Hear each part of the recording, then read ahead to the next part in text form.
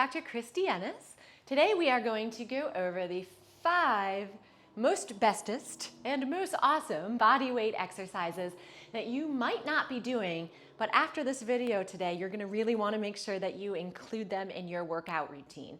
Now, they are all body weight, so you don't need any equipment except a mat if you want it when you go to lie on the floor, and they will target the whole body, so you're gonna get a whole entire workout in there. Work it out, woo! You're gonna work it out in your workout. Now, there's nothing wrong with squats and lunges and regular push-ups. Those are all great exercises, but they're not on this list. The ones that are on this list today are actually incorporating, like I said, the whole body, including some of those stability muscles that you may not think about but are really important, not just for aesthetics, but also for injury prevention and treatment. So, first exercise is going to be standing, and again, you aren't going to need anything but your body. Exercise number 1 is the single leg deadlift, but adding a reach with it. Now, single leg works things a little bit harder without needing to have any weight with you. Of course, you can always use those if you want to. And you also are going to work balance. So the single leg deadlift gets all of the back of the leg, and then when we're adding that reach to the side, you are going to make sure that you, again, are working on that balance, but also strengthening in different planes of motion, which is kind of how we move during the day. So again, I know I said no equipment. Make sure you probably have a sturdy wall or something if you need to for balance. So we'll start standing on one leg, and I'm just gonna have this here in case I need it. Little bend in that standing knee. Really think about shift those hips back. So I'm not lifting this left leg, it's this right leg that's doing the work. So this is step 1, using those hamstrings, calves, and glutes. And now I'm gonna take this hand, and I'm actually gonna reach across. Now I have some of these hip muscles that have to work a little harder, and balance obviously needs to work a little bit more. And then come on up, and then you're gonna go straight down to the middle, back up, and then I'm gonna reach the other way. So off this way a little. The whole time really trying to keep that leg steady. I'll show you with the other one. Right? So you wanna make sure that as you come forward and reach, that your knee isn't wobbling out or in. You're really trying to use those hip muscles to keep things really nice and steady in all positions. It'll probably be easiest coming forward, but maybe not.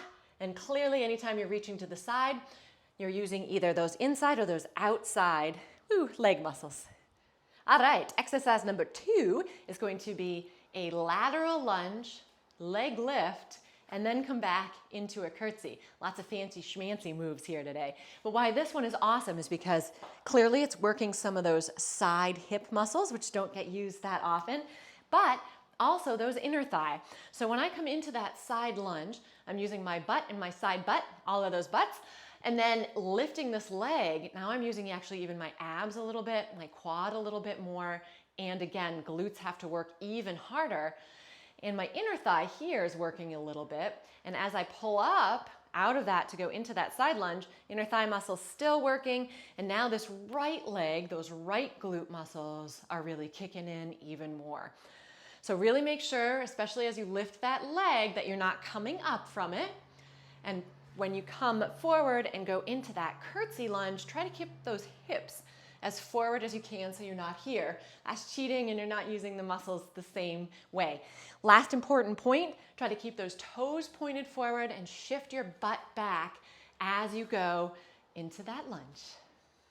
All right, exercise number 3, as you can clearly see, is on the ground. Now, if it's uncomfortable for you to get on the ground or hard to do, or you just really don't like being on the ground, you can most definitely do this one on the bed, as long as you have a firmer bed. So don't worry about if you can't get down to the ground. So step 1 is going to be putting those heels together and turning those toes out. Rotating those hips outward actually engages those glute muscles a wee bit more. We are going to be going into a bridge, right, where you lift that butt up. And so that not only works those glutes, but it's going to work those hamstrings too. But the part that you probably haven't seen is the arm part. So I'm actually going to dig my elbows into the ground as I lift up, voila. And the reason we're doing this is because now we're activating our lat muscles, and that actually helps to give cross stability here to that lower back. So we've got above the low back working, below the low back working and above the low back working. So now we're getting those lats, which are, good looking muscles anyways, and those glutes, and helping to support the back all at the same time. So again, it is press those elbows in, squeeze into those glutes. You even get a little bit of a posterior pelvic tilt there. Do not hold your breath. And then you're just going to keep repeating, making sure that you don't let the knees collapse and that you're just gently touching that bum down before you lift it back up again. Exercise number 4, still on the ground, yay, or on the bed.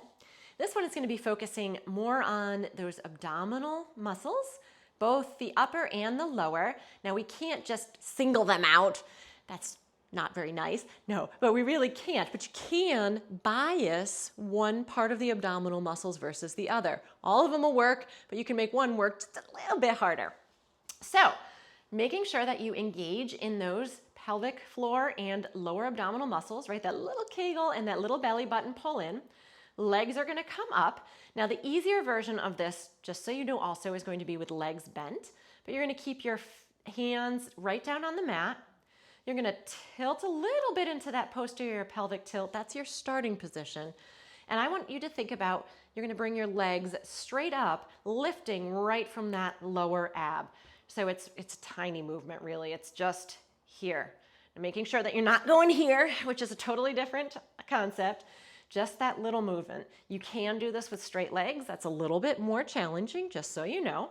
So from there, that's a little bit of lower ab. I'm going to bring my hands behind my head and add that crunch while leading from the abdominals, not from the neck, not from the elbows. And that gets those upper abs just a touch more. And then, one more little part. We're going to add a little leg drop also, which again is going to work that whole length of the abs. So it's lift, little crunch, little drop. And if you again want to make that more challenging, it's straight legs. So lift, stay there, crunch, and then alternating that single leg drop. Now you are only dropping those legs as far down as you can, whether they're bent or straight, doesn't matter, without arching that arching that spine or blooping those stomach muscles. Our last exercise is a form of push-up. Now with this push-up, I call it the push-up plus row. Who knows if that's the actual name? I made it up, so hey. You're not going to work just the chest and shoulders and triceps, but we're getting some of those back muscles, and even oblique are going to work a little bit harder. So I'm going to talk through this one. And there are a few modifications. So typically if we're starting out in that push-up position, you want your legs nice and wide because you don't want to rotate that body. This is what we call an anti-rotational exercise. So turn those palms out a touch because that opens up that shoulder space a little bit. You're going to add that push up in. Now as I come back, I'm going to think about pushing my arms away from the floor with straight elbows to get those serratus muscles, which are super duper important to make those abs look and work good, as well as support the shoulder. All right, so from here, making sure that you don't turn or twist in this motion, squeeze that shoulder blade, add that row. So it's push up, plus, and then a row. And you can do one at a time or you can row with both. A little bit of a modification on that one. Keep those knees wide, again, to help keep you nice and stable. And then it's that same idea, right? Push up, round those shoulder blades around that rib cage, come back to the middle, add that row back. Make sure you're not up using those upper traps, but really squeezing down and back. And then one more modification that you can do is actually at the wall or at the counter. To make this last one a little bit easier, you just raise the height. So whether you have a coffee table or a couch or a counter, or the wall is going to be the easiest version. It's the very same concept, but just know that there are different levels that can make it easier or harder. So still turning those palms out, let those elbows come behind you right into the wall. Push that wall away as you round those shoulder blades away from the rib cage, back to the middle, and then a row. Thank you so much for watching today. If you would like to support me as well as reduce some pain and get rid of the appearance of that cellulite, click the link below to order your own Derma Edge. a device that I created and patented when I was going through the middle of Lyme disease in a lot of pain and needed a way to work on my own body. So the shape of the Derma Edge allows you to get all body parts in a gentle way. We're getting that fluid moving in between the layers, which helps you move better, helps get rid of that pain, and decreases that bumpiness of the cellulite. So make sure to click the link below to order your own.